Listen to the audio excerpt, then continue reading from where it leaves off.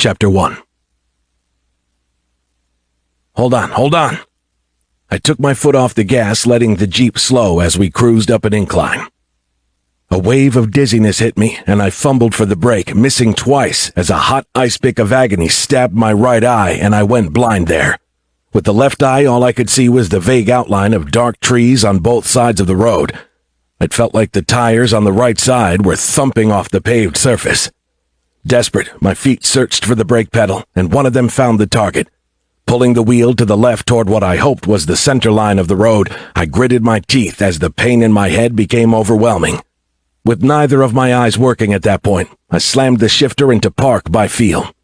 For a second, the shifter resisted. The Jeep might have still been creeping slowly along the road. Then the transmission engaged in park mode and I took my feet off the brake, trying to find the door handle. It was easier to reach out the window for the handle there, press the large button with a thumb, and wrench it open.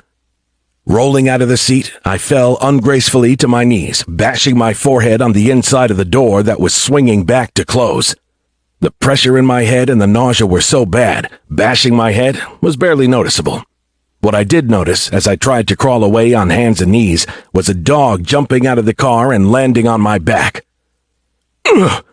The breath was knocked out of me. I fell on my right side, and he licked my face. "Are you okay?" "No, Duke, I can't even see okay from here."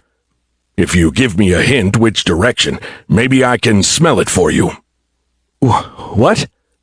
"That was a joke." A dog making a joke should have been a big deal. At the moment, I couldn't focus on anything other than the stabbing pain in my head. "Stand back." I got back on my knees. "I'm gonna, Ralph. It..." You know how right after you barf, you feel better for a short time? Yeah, that didn't happen.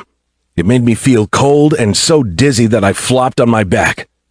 Patting my chest, I fumbled for the amulet. "Azib," I called for the genie. "Azib? Your Eminence?" No answer. The amulet felt cold, and of course I couldn't see if there was any green glow coming from the thing. "Azib Bear, whatever." At the moment, I couldn't remember his full name. "Come on, talk to me. Please." No answer. Maybe my overuse of magic to force the portal shut had harmed him. He had spoken once after the portal disappeared, but when I had asked him about the thing I'd seen in the sky, he hadn't responded. Damn it, a freaking dragon was loose in our world. Law enforcement was coming to investigate the firefight at the Mound. There might be more Order bad guys hunting for me. My backup team were all injured, and now I was totally blind from my chaotic overuse of powerful magic. Something had to change. "Duke?" I let go of the useless amulet. "Duke, are you there?" "I'm always here." He nuzzled my left ear. "You can't see me?" "I can't see anything." "Ruh-roh," he gasped, and I had to laugh. Hearing an actual dog say that was freaking hilarious. "Can you see or hear," I added because he is a dog, "any cars coming?"